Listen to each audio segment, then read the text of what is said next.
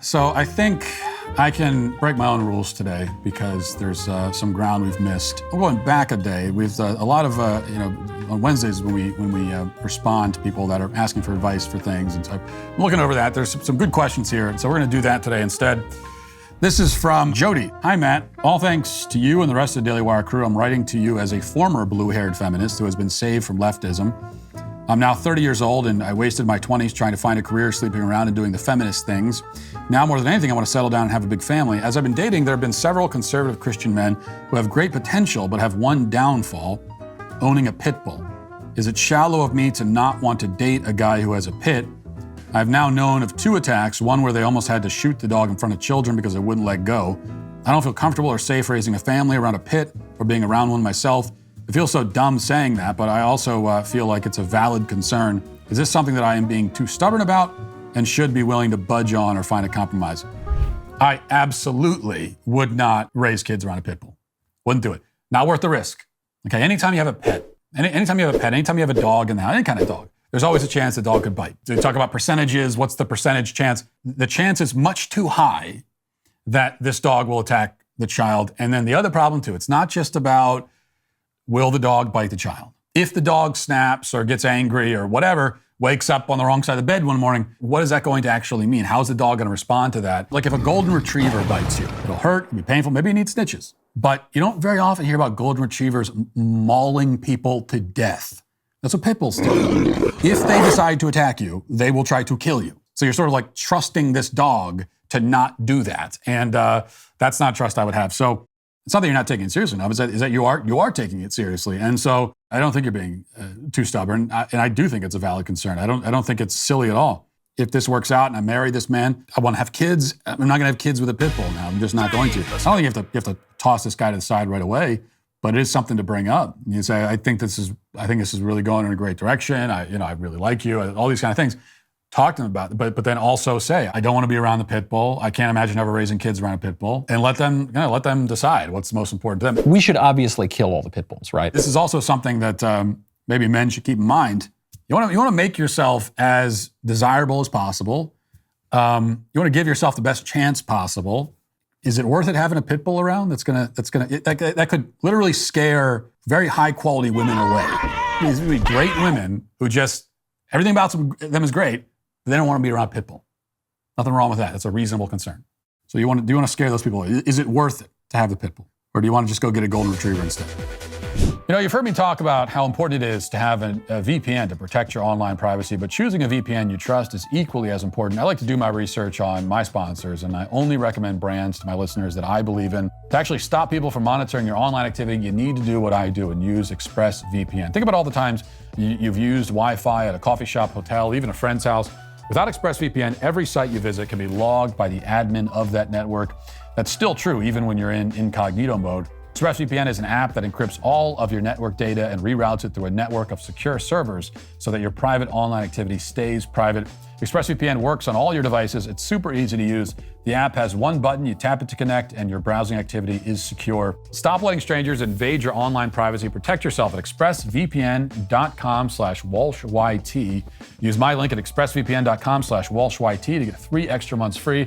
That's expressvpn.com/WalshYT. Chris says, Dear Matt, my wife and I have an 8-year-old son. He's an only child and was homeschooled to the age of 7. My wife and I signed him for MMA, soccer, skating, and t-ball to help socialize him. This year we enrolled him into a Christian school. He's having a hard time adapting. I constantly hear how nice my son is or that he's too nice from teachers and coaches. I'm proud my son is a kind, respectful, and generous kid. However, it hurts my heart to see him struggling to make friends. I'm torn because I like that he's independent, but I don't want him to be a loner. Can a child be too nice? And should parents be responsible for toughening up their children? What are they trying to say? Is he allowing himself to get pushed around? Is he getting bullied a lot and he's not able to stand up for himself? Well, that's something you want to work with him on. But I would never say that for an 8-year-old child, we should see it as a problem that they're nice. No, I certainly don't think that you have to worry that an 8-year-old child is too nice and too respectful. Put some respect on my name. Or maybe put it this way. If that's the problem that you have with the kid, if that's your biggest problem is that your child is too respectful and nice, then you're in a really great spot. That is a great problem to have. Very often, especially these days, the problem goes in the other direction. This is for all the times I got grounded.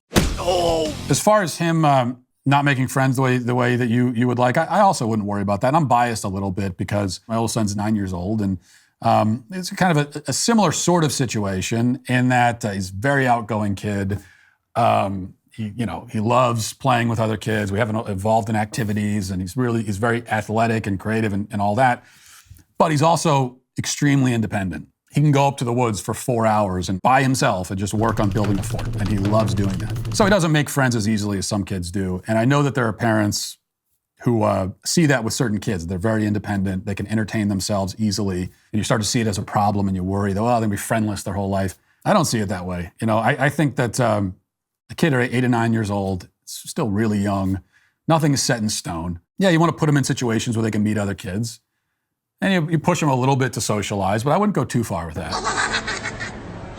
There's nothing wrong with being independent. And again, being able to entertain yourself as a child is a really important skill to have. A lot of kids don't have that. These are positive qualities in your child that maybe present some challenges, but it's not worth trying to kind of mitigate those positive qualities.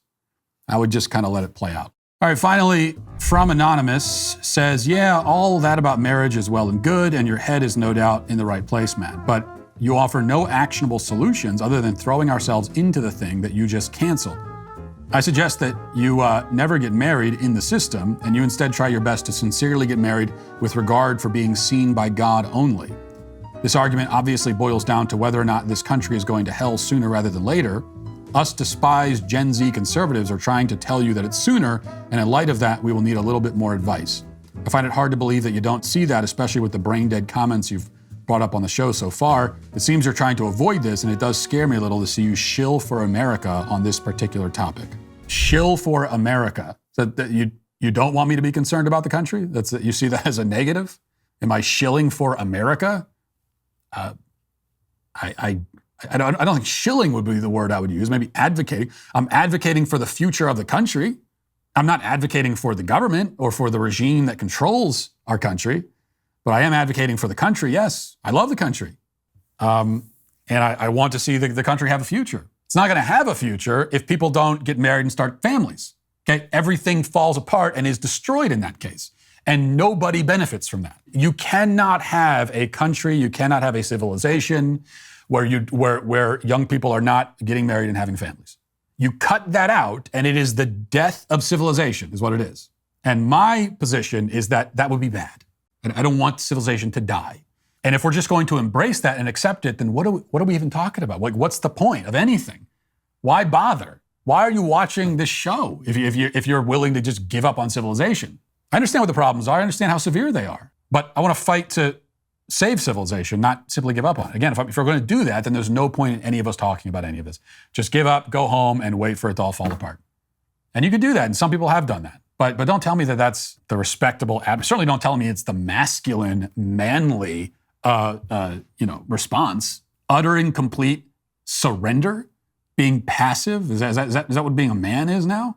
No. The problems in the system with marriage, I've talked about that extensively, and I have advocated what many of those solutions are, including, for example, getting rid of no-fault divorce, incentivizing people to get married and stay married, strengthening that marriage covenant as much as we can, certainly reforming a lot of the alimony laws and so forth that put men at a severe disadvantage. But it's just a question of, yeah, those are long-term goals. Those are systemic changes that we're advocating for, we're fighting for, promoting.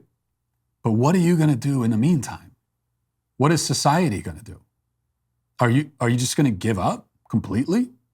You're going to consign yourself to the death of your own bloodline? That is not a strategy for dealing with the problem. That is a refusal to deal with it. That is surrender. And so if what you're really saying is we should surrender, then fine, but I strongly disagree with you. That's my pep talk. And we'll do it. That'll do it for us today. We'll talk to you tomorrow on Friday. Have a great day. Godspeed.